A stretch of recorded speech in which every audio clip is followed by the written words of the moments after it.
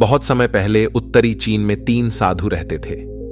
कोई भी उनके नाम को नहीं जानता था क्योंकि उन्होंने कभी अपने बारे में किसी को कुछ नहीं बताया।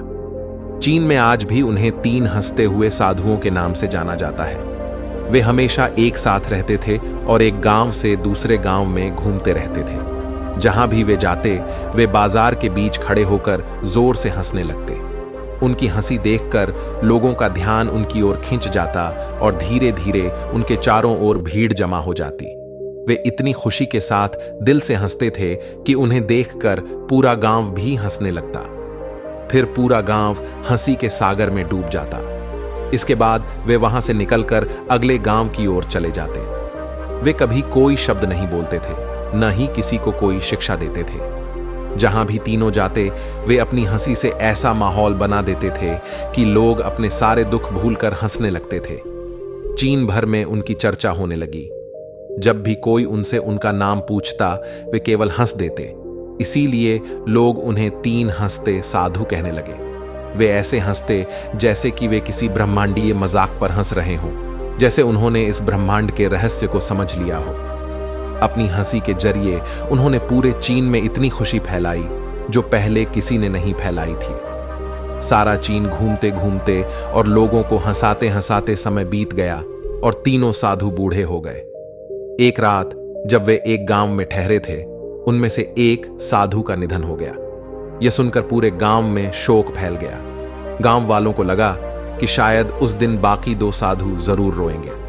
सभी लोग उनकी प्रतिक्रिया देखने के लिए उत्सुक थे। सुबह होते ही पूरा गांव इकट्ठा हुआ, लेकिन यह देखकर सभी हैरान रह गए कि दोनों साधु मृत साथी के शव के पास बैठकर जोर जोर से हंस रहे थे।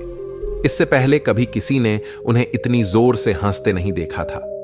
कुछ लोगों ने उन्हें समझाने की कोशिश की कि वह आपका साथी था और उसकी मृत्यु पर आपको हंसना नहीं चाहिए। उस दिन पहली बार दोनों साधुओं ने लोगों से बात की और कहा, हम इसलिए हंस रहे हैं क्योंकि इस आदमी ने हम दोनों को हरा दिया है। हम तीनों ने यह शर्त लगाई थी कि जो पहले मरेगा, बाकी दोनों उसकी मृत्यु पर जोर से हंसेंगे, और आज इस आदमी ने हमें हरा दिया है।